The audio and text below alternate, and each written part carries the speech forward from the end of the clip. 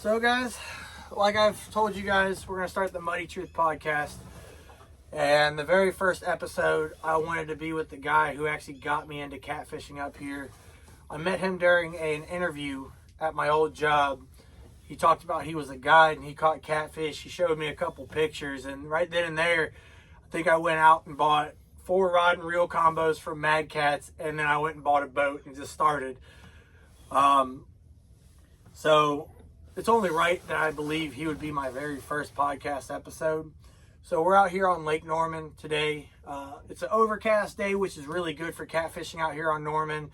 I haven't checked the barometric pressure, but I would say it's playing in our favors today with how many fish we have seen. So we're out here with Seth Putman with Putman Fishing Adventures. He is a guide out here. He does multi-species guides. We came out here. He said we're going to get on some perch. He turned his thumper box on that he made himself, and we just annihilated some perch right off the bat. We're going to have a couple clips of that in the episode. So my question for you, Seth, is what got you into fishing? Man, I started fishing. I can remember fishing more than I can remember anything as a kid. Like, me and Dad fishing. Like, Dad loved to fish. Before I was born, he used to striper fish on Lake Norman when the striper population was huge and great and plentiful. And he just fished. He grew up fishing with his dad up in Roan Mountain, Tennessee, trout fishing. His dad was an avid fisherman. They actually used to come out here and bank fish on spots. And he shows me all the time that now they're covered in houses. So You can't really get to anything no, nowadays. no. So I've been fishing ever since I can remember. And I'm so glad that Dad just kept having the patience to take me when I knew it would only last like 5 minutes and I'd be out chasing frogs. So I'm glad I always grew up bank fishing. Grew up trout fishing, grew up tromping the creeks, just anything we could catch, little cane poles, catching creek chubs. We were just fishing. Yeah, it's crazy, man. I took my kids up to Yogi Berra, the RV park, and there was like a river right there. We bought them cane poles because I didn't bring any poles. Dude, they had me working my butt off whenever they had those cane poles, just catching left and right. You don't need anything expensive to catch fish, man. No, you don't. Absolutely not. We, so like, I went to the Army, and I had this goal in my head that I knew how to catfish. I grew up catfishing with my dad, but I wanted to learn how to catfish. So when I got out of the Army, I just had a goal that I wanted to be a guide. I wanted to be a great fisherman and just go out here and try. Like, because I don't care how good it is. If the fish don't bite, you can't make them bite. No. But what really led me to get a boat is, unfortunately, Lake Norman's bank spots are zero. Like, you've got the state park, you've got a couple public boat accesses, but the fishing for this lake is mostly by boat. So that led me to getting a boat and starting out here. And this is my home lake, 15 minutes from it. So it's just so convenient to come out here. And a lot of people say, I mean, you can come out here and you can catch a lot of 20-pounders, 30-pounders, but there are 60, 70-pound fish in here. I personally know I think there's 100 in here. I really think there is somewhere because it's so big. Lake Norman's 520 shore miles. Yeah, it's insane. So it's huge. And people don't, like, when I say Norman's huge and you lose the pot of fish, you can lose them for weeks at a time trying to find them. Like with especially with the hybrid bass. Back in 1980, they did a study on the stripers in here, and one day, one striper they tagged traveled 17 miles. See, that's crazy. So when we're out man. here hybrid fishing, we were having to chase these fish constantly to stay on them. I mean, we ran into a huge school of hybrids earlier today, and we threw at them a little bit. You got hit, but it was so quick, it was in and out.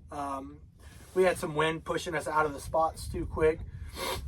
So my next question's on bait, right? Everyone's like, oh, bait. You need this bait. This bait right here is the only bait that works. In your opinion, what is your favorite bait and the most success rate you had on that bait?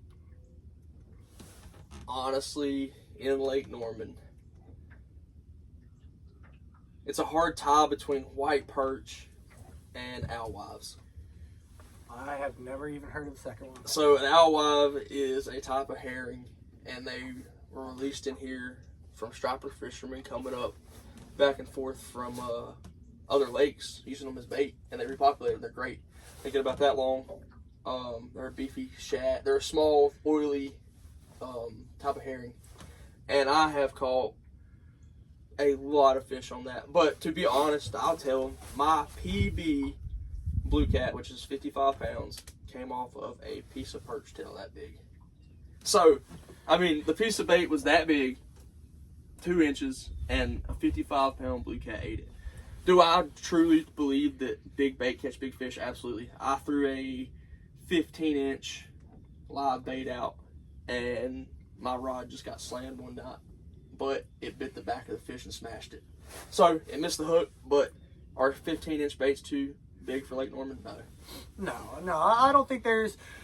No, there are times a year where I will downsize baits. Wintertime so a little bit smaller. I still run some big baits, like the one in the middle here. We've got a good 6-inch freaking filleted out flapper white perch with the head and just cut the spine out.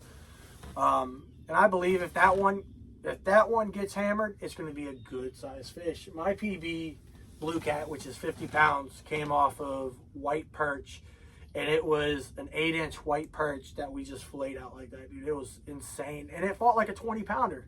Really? I was like, dude, he was like, hey, what is it? I was like, about 20 pounds. We unhooked the board. I was like, all right, he's about 25. We get him to the boat. He sees the boat. He swirls down. It took me another like 3 minutes to get that fish in the boat because of the big runs that he did. So I'm a firm believer in Lake Norman. During the winter, I love gizzard shad, but they're hard to find out here. So white perch is my overall favorite fish to use out here for bait. In the wintertime, because white perch is so plentiful in this lake. I mean, there are days that white perch are hard to catch, but Lake Norman is known for big eater-sized white perch. They're big. Like, some of them get big. I've caught 2 over a pound this year so far. And I mean, the white perch population is huge in here. I've caught a couple hybrids. Like I'll troll a zabinky while I'm pulling boards, and I caught my hybrid doing that, and I cut them up and used them as bait. I mean, I probably, our population of stripers and hybrids are going down, so I probably shouldn't do that, but... They actually just said, we had the hybrid tournament, and the biologists were here. And the hybrid population, from what they can tell, they electrocuted, or did the shocking up in this area and up down near Stumpy Creek.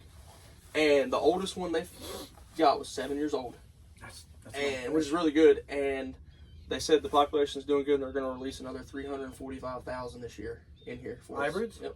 That's nice. The only bad thing about hybrids is they cannot breed. No, they don't reproduce. So they say 7-year lifespan, and they did find 1 or 2 that were 7 years, so that's a good thing. There are some 26, 27-inch hybrids that are out here.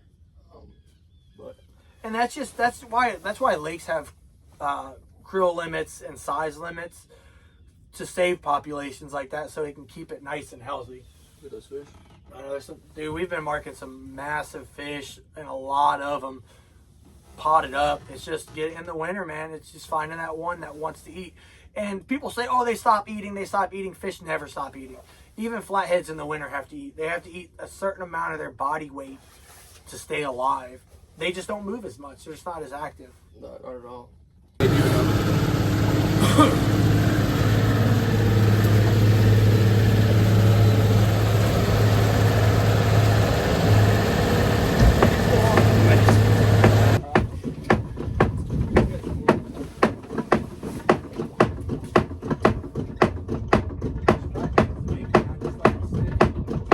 So currently that noise that you are hearing is called a thumper box. Seth made this personally himself. It is used to actually attract hybrids and perch to the area. He has the exact explanation on why it works. I listened to it. I forgot it. So if you ever want to know why a thumper box works for white perch, reach out to Seth Putnam.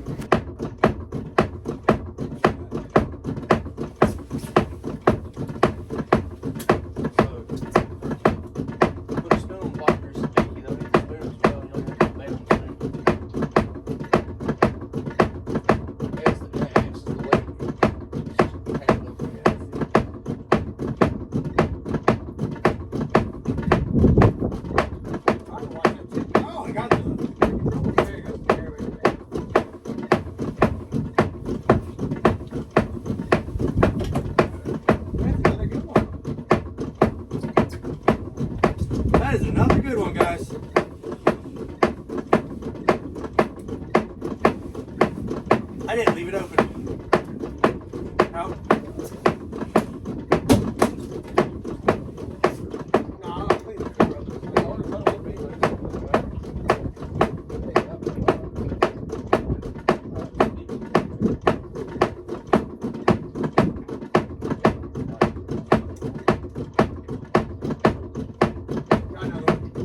Got another one, guys.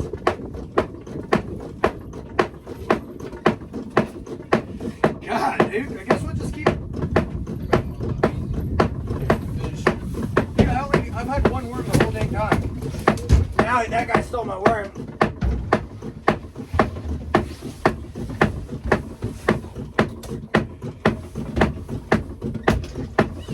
I wouldn't even bait this big. Yeah, I wouldn't think you'd need to bait it, would you?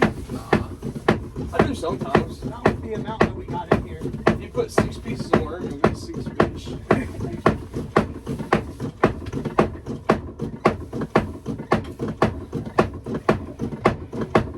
Dude, that's a good one, too.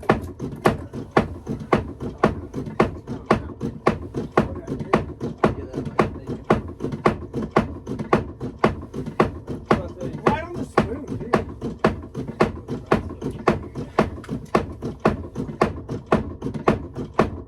You know what's crazy? A lot of people say like you gotta have like live bait to catch perch, but I know a lot of people are catching on spoons like JVN and you. You guys are catching them with slam on spoons. Oh my god, dude, they're freaking swarms. I mean, it's all. So, with you being a vet yourself, and I know I run with Operation Vets with Nets to get veterans out on the water because, you know, coming back, it's got to be rough getting back into civilian life. And just, I think being out on the water just calms everyone down. It really helps me. It helps you clear your head. So, what is it that you do for the veterans? I mean, like you said, I'm 27. There's a lot of vets my age around here. I know there's older vets as well.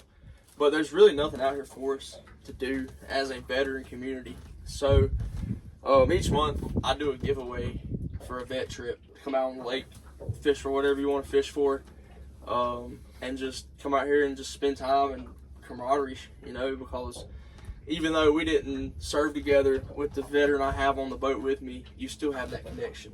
So, I mean, I do it for the brotherhood, and maybe one day on the lake can change someone's week, month, year. And if I can change one person's day by coming out here and enjoying what God has gave us, I'm satisfied. Like, I don't ever plan on getting rich, but if I can help people, that's what I'm out to do, man. That's me. That's what I do. And that's the same thing with my company, man. When I got into dragging boards, man, I saw how expensive these weights and everything were. And I'm like, dude, if you lose a rig, you're losing like $15, $20 every rig. So I was like, I'm going to make a cost-effective weight that drags just as good, if not better, than others. And I'm going to price them at a price point where even the average Joe can get out there and not feel bad by, you know, losing a rig. It's insane. Yeah, I've been very, very blessed in my fishing adventure. I got hooked up with the right people at the right time and just met a lot of good people that really helped me along my fishing journey. And I owe a lot of credit to my really good buddy Chad Suggs and Gary Allen and Todd. And Todd's actually in a boat sitting right over there. Fishing. But I've just, I don't know. My big thing is you have to show up. You got to keep going. Yep. You can't quit. I ain't gonna lie, I've been skunked 2 or 3 times in a row before, but you just have to go back. You just can't not go back. So it's crazy, man. Like when I first started fishing, I was getting skunked while on anchor, and I would, in the middle of the night, text this man right here next to me and be like, hey man, this is where I'm at. Can you drop me a couple pins? And he was always happy enough to drop me pins and show me where he's been catching fish and what's been going on out here. And it got to the point where he had his child, and he hasn't been out on the water, and it made me feel so good. I know it's little things. It made me feel so good when he said, man, I ain't been out there. Where are they biting? So I told him where we were fishing and like how we were dragging, and his wife was out here with him that day, and me and my buddy were out here, and he calls me like 10-15 minutes later after I see him. We got a PB in the boat. We got our PB in the boat. Dude, it made me feel so good. I was like, dude, that's what it's all about. It's the camaraderie of fishing. And I absolutely give 150% credit to my wife. She is my biggest supporter, my biggest fan. Like, I can go out here and pursue my dream and have a woman at home Supports it. supports it, you know. And my dad's out here with me all the time. Like, it don't matter what time of the day or not. Hey, Dad, you want to go fishing? He's on the boat.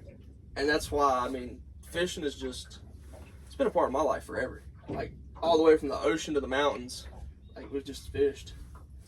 Yeah, I started up in Florida bass fishing, man, and when people find out like my PB bass is almost 12 pounds, they're like, oh my god! But they gotta understand, it took me 20 years to catch that almost 12-pound bass, you know. I have my PB largemouth bass is 8.75. That's a good bass though. That's still a good bass, man. I come from bass fishing to now I'll hook a 1 to 2 pound bass on a hook and throw it in a log jam for a big stinky catfish. Bait. Here's another question, man, and it's probably going to be hard to answer. What is your favorite catfish to catch? Flatheads. Flatheads? Flatheads all day. So I have only caught 4 flatheads in my entire life. And I'm going to tell you, they are some of the hardest fighting catfish. And I'm not talking about like the craziest fights. They just pull so hard and so long. It's so fun. Now, you can come out here and catch channel cats, and it's fun. They're squirrely, man. Channel cats are squirrely. But if you really want to get that size, you got to get some blues in the boat, you know? My personal best flathead is 44 pounds. My dad's personal best flathead is 55. God. Lindsay's, my wife's personal best is 35. And she wants a bigger flathead this year. And it's going to happen. It's going to happen.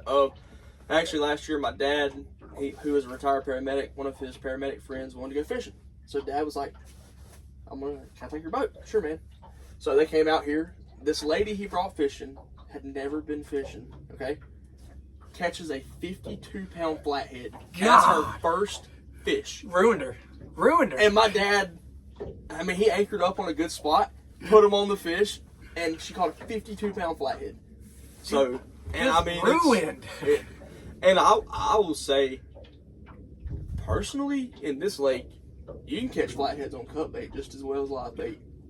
That's the same thing with Lake Wiley. White perch is that's just prevalent. That's just what I've seen. But don't get me wrong, I love live bait during spring and summer.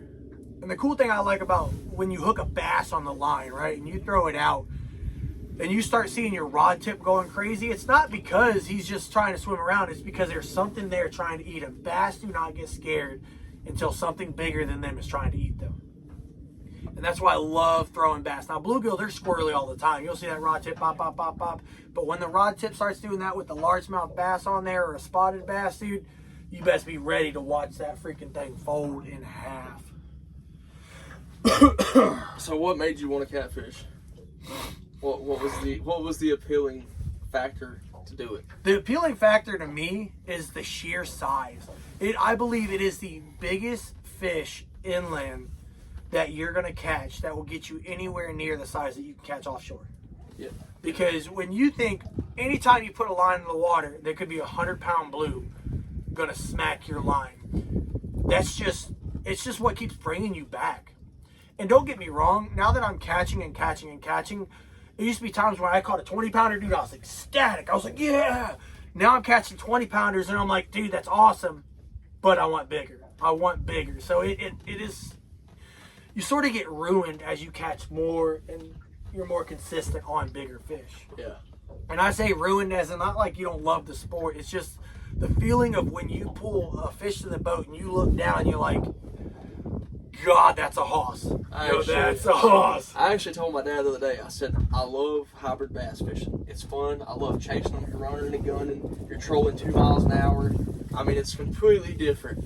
But when I'm chasing a 7-pound fish, And then when I come back to this, and it's like, yes, 20 pounds. Like, 20 pounds is so much different than a 7-pound fish. Like, just going to there. And that's what I love about being a guide is there's so many people that's never seen a 20-pound fish. Like, a 20-pound fish is huge to people. Like, and I love it.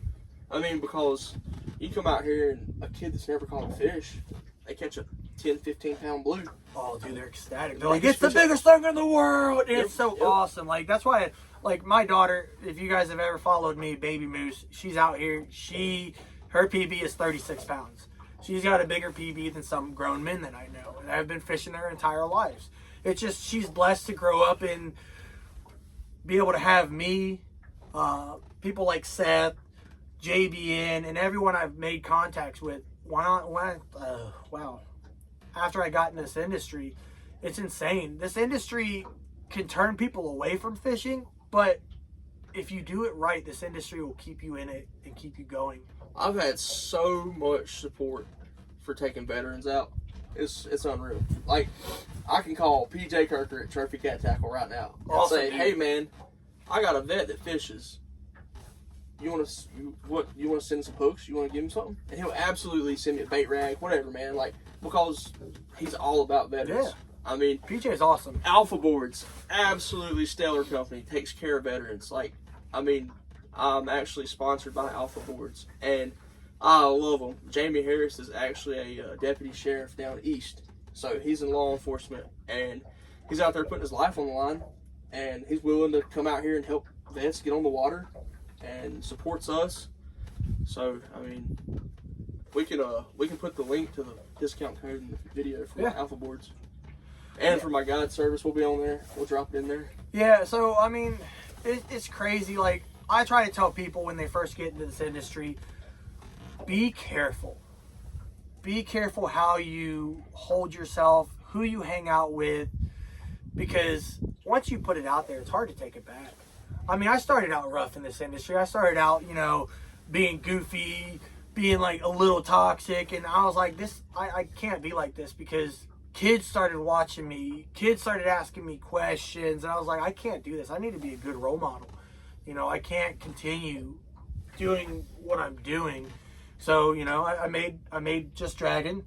I calmed myself down, and I honestly sponsor youth anglers, because they're the future of this sport, man. It's gonna die if we don't get youth anglers out here. That's for sure. That's for sure. So, and now that I got a daughter, I cannot wait to get her out here fishing. Oh, I know. Can't wait. She's been on the boat already, hasn't she? No. She's only 8 months now. So we had her like. Oh, that's right. She's only 8 months that's old. Right. I thought she was a little bit more than that. Now, I'm going to ask you a tough question, and it's a tough question for everyone other than me. What is your favorite style of fishing? Your end-all, be-all? If you had to do one more style of fishing, what would it be? Like one kind of fishing the rest of my life? Like anchor, dragging, suspended. Not like what you're targeting, just the style. It's hard. That's hard. I don't know. I mean, because it's all dependent on what I'm fishing. Like, that's hard. Because here's the thing. If you go for flatheads, you're going to anchor. Yeah. You can catch them dragging. But if you want that big size blue, you're going to get it anchored, or you can get it dragging. So let's not say one, but let's just say in the rank of 1, 2, and 3, what is your favorite? I'm going to pull boards when I want to catch quantity. I'm going to anchor when I want quality. And during the summer, I'm going to anchor at night, pull early mornings. Right when that sun's coming up until 9 o'clock, hot, right before the heat hits, they're up feeding. And a lot of the times I'll suspend bait and pull boards. I'm not just dragging them, because I have noticed a lot of the fish will come up off the bottom to feed. So why not put the bait right in their face? And once I figured that out during the summertime, that greatly improved me. That's what helped me. That was one of the things I finally learned about a year and a half, 2 years ago. Of like, let me pull these up. And I started catching more fish in the summer. I will tell you, I put in one night up in Queens Landing, and I went around, the Trump golf course and all that over there. Yeah. And dude, 9 hours in, dude, I hadn't gotten a fish. That's tough. 9 hours, and I'm by myself, just dragging and dragging and dragging. I almost thought about anchoring. And so what I ended up doing is I started suspending baits under the planer boards. And after that, I went from like nothing to, from when I saw the boat ramp was like a mile away from that. When I saw the boat ramp a mile away till I hit the boat ramp, I had 9 in the boat within that 30 minutes of time. After dragging for like 9 hours straight of not catching anything. He's seeing some bait right now. So this is what you got to do. Fishing, when it depends on what you see, on how you change your tactics. I change my tactics multiple times while fishing. I'll change my bait. I'll change how my bait is presented. I'll cut my bait different. So it's all about. Look at that school perch. Dude, the screen is loaded. I don't know if you guys can see the screen, but that screen is loaded. Right behind me. So, your best advice for someone new getting into catfishing, what would it be? Don't get discouraged. Don't get discouraged. I mean, it's especially people that are stuck to a certain area of bank, because are those fish always going to be there? No, but you never know when they're going to be there. So just go try. Yep. Just go try. And if something ain't working, just keep trying something until it works. I mean, it's just trial and error. It's been done forever, and sometimes we overthink it. And the 100%. most simplest things end up being what you should have been doing the whole entire time. And I'm going to tell you, and like he said, don't get discouraged and don't be scared to fish when the weather's not perfect. My best day, hands down, 100%, my best day on this lake was during the spawn, right as a thunderstorm was rolling in. I couldn't get service. People were in my live watching me, and they had the best show of their lives watching this show. And I had my best day ever on a boat by myself. I netted over 300 pounds of fish within an hour. Topping 42.3, 39.5, 32.9, and 29.5. And at one time, I had 6 rods in the rod holder. 5 of them were in the boat with 20s to 25 pounders minimum on them. And I had to quit. I was tired. So just because the weather's not perfect, just because everything's not going your way, doesn't mean don't go fish. Just be persistent. It goes along with him. Don't give up. Don't get discouraged. Can't give up. You gotta keep going. You just gotta keep going. Because you never know. And that's with anything in life. You have to keep going. Oh, it is. You can't give up. You gotta keep going. Because you got to think, right? I'm the newest dog in the industry, right? And there's been multiple times where I was like, man, I haven't gotten a sale in a month and a half. And then all of a sudden, just the great support and people actually trying them and using them, I have boomed. I mean, I'm in big retail stores over in the Midwest. I'm in multiple bait shops. I got people coming up to me, hey, what's going on, Matt? You know, don't give up. Just push, man. Just anything in life. Just if you're going to do it all the way. Because if you do it haphazardly, and I had to change it to hazardly because I was going to cuss, and I don't want to do that. If you do it haphazardly, you're going to get haphazardly results, man. So what's your goal with Just Dragging? Honestly, it's to bring as many products. Oh, got one. Bring as many products to the market at an affordable rate. Sounds good. Look at that.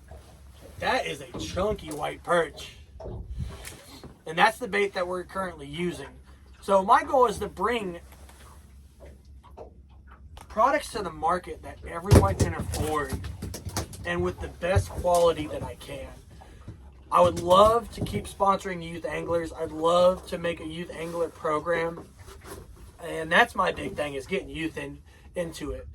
Because like I said before, this industry needs it to survive. They need people to start teaching their kids how to do this. My daughter, man, she will catch a 10-pounder, she'll catch a 20-pounder, she'll catch a 30-pounder. Just the fact of how excited she gets whenever she sees a rod go down, she'll be like a quarter mile down the bank while we're bank fishing. I'll hook into a perch and she is booking it as fast as she can. Let me get the rod, let me get the rod. I just love it. In the days that we go out to that creek, you know where I'm fishing, yeah. and we're catching 30, 40 white perch in 30 minutes, and she is absolutely having the time of her life. And then she gets bored and starts dancing whenever there's no fish, you know? That's how it goes. I'm so glad, like you do, you keep taking her back, even though she's only going to fish maybe 5 minutes at a time. But dude, it's what we're. That's why I can't wait to take my daughter out. It's gonna be great. And that's the thing. Like, so at the tournament series here, I won a fishing rod. And the first thing I did when I got that fishing rod, and everyone who knows me knew what I was gonna do. I walked up there. I won it during a raffle, and I stood up and said, "Are there any youth anglers here that want a free fishing rod?" This little guy, all the other kids looked around. This little guy, with the utmost confidence, said, "I do." And I was like, "Here you go, man." And I made him and his dad a deal. I said, "If you send me a video or proof that you caught a 30-pound catfish using this rod, I'll sign you to just drag him." And his uncle messaged me on Facebook saying he's been out there day in and day out trying to get that 30-pounder on there. 30 pounds is a big fish. I mean, really, 30 pounds is a big catfish. I mean, So so it's a good average for this lake if you think about it, though. I mean, but I've seen 60s, 70s, 40s, 50s, you know, weighed in here, and I gave him a hard task. I did, but I want to give him a task that he can't go out there the very next day and hit. I want him to keep coming back and have that drive to keep coming back. I don't care if it takes him a year, it takes him a year and a half. And the next time I'm at a tournament, if he's like, "Man, I'm still out here trying. And if he's still doing it after 8 months, I'm going to say, "All right, man, let's go." And I'm going to get him a jersey, and I'm going to put him on the team. that's good. And as long as you uphold the deal, it's all that matters. That's all that matters, man. Because that'll mean so much to that little boy once he finally catches that fish. Absolutely, absolutely. And it's crazy. Like, and that's why I say, like, any of my staffers that I do have, if I catch any negativity, any bad posts or anything like that, I put a stop to it. And if they don't, then I disband them from the team. I don't let them be on the team no more, because that's not what we need here. There's so much negativity in the world today. That's not what I'm here to do. I'm here to bring positivity, and I'm here to bring just limelight to this sport, because honestly, we've got a bad, like, vision. If you think about it, when people see us, they see fights at boat ramps and people arguing and all that. That's not what we need, man. If we as a catfish community would come together, we could be bigger than bass fishing. 100%.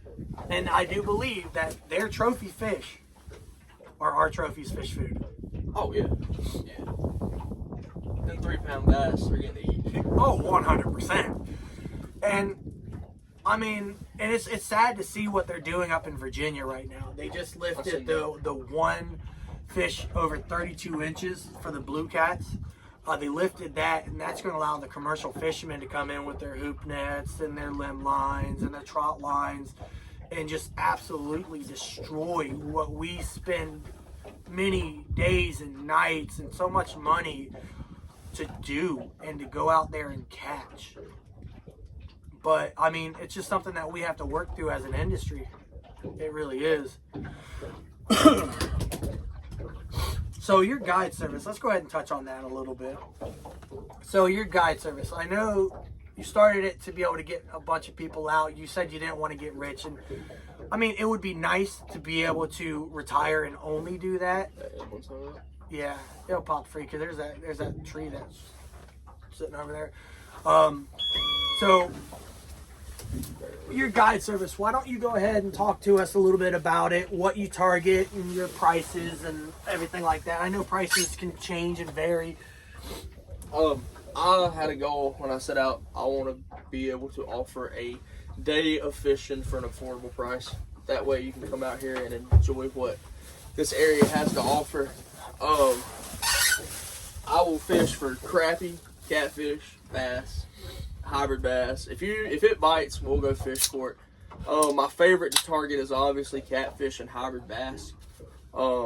and white perch. I love catching white perch.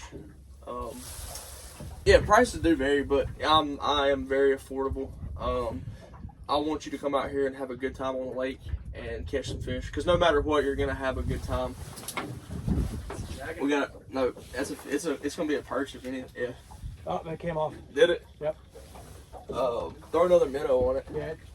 Took the minnow. But yeah, I offer year-round fishing. I have a nice enclosure that I had made up in Virginia. You stay warm and dry. Come out here and fish. I do offer 10% for military, law enforcement, and nurses, paramedics. But other than that, Lake Norman's a beautiful area. We're not far from Charlotte at all. And if you ever want to come out, we can make it happen. There's a lot of good fishing out here. We're heading towards March, April, May. That is great months to come out here and fish. Dude, it's an amazing time. Crap here on the banks, catfish are everywhere, and it's going to be a good time this year. So make sure y'all go over to my fishing page, Pupman's Fishing Adventures, and give me a follow, invite your friends. Because I know somebody out there wants to go fishing, so let's make it happen. I really appreciate Matt pushing my business out there the way he does, and just trying to spread the word, man. Just trying to get my name out there and grow this business into a successful fishing guide. Here comes them glitter boat. It's coming. And there are also a lot of other great guides on this lake as well. My buddy Kyle Brown with Fish On Guide Service. He is a stellar hybrid fisherman. He's great. Me and him fish together all the time. And it really does take a couple good buddies to help you stay on fish, because this lake it's a hard lake sometimes. Yeah, there's multiple times where I'm like, man, so with the ice bowl and catcon, I haven't been able to fish nearly as much. I'm excited for catcon. This perch rod is just getting. There it is. I bet it's circle hook, ain't it? Yeah. You just let them eat it. Is it on there? No. Oh, this rod's gone. Nah. Board's gone. Look. There's no board on that one. On this one? Yeah. No. You got 3 boards that way, 3 boards this way. Oh, wow. Dude, I couldn't even see it. I was like, where's the... I was like, that thing's buried. It can't lose. Dude, if it was buried, I'm like, heck yeah, dude.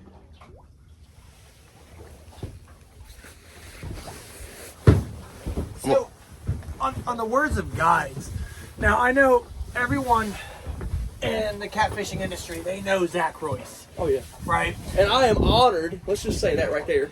Zach Royce tested alpha boards long before they were ever even announced. Yep. And for me to be able to be on the same team as a 2-time state record holder, along with Tyler Barnes, the North Carolina flathead holder, and a lot of other outstanding anglers, I'm beyond blessed to be a part of that group.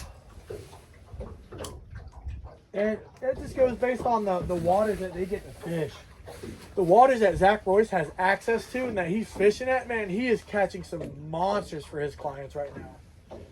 And somebody put it a good way. We come out here and we catch what Lake Norman has to offer. Yeah. Like we do. Yeah. I mean, there's monsters in here. You just gotta get them to bite. If you come out here and you're catching 30s and 40s, you're catching some of the good quality fish out here. Hold on, I'm gonna go ahead.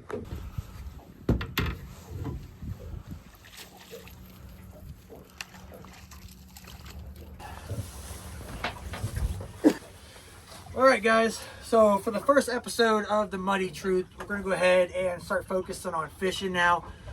I really hope that this podcast series helps the next person out there to, get some success and, just want to fall back in love with this sport, because it's hard. Every now and then you want to fall out of love with it because it's rough, but just keep at it.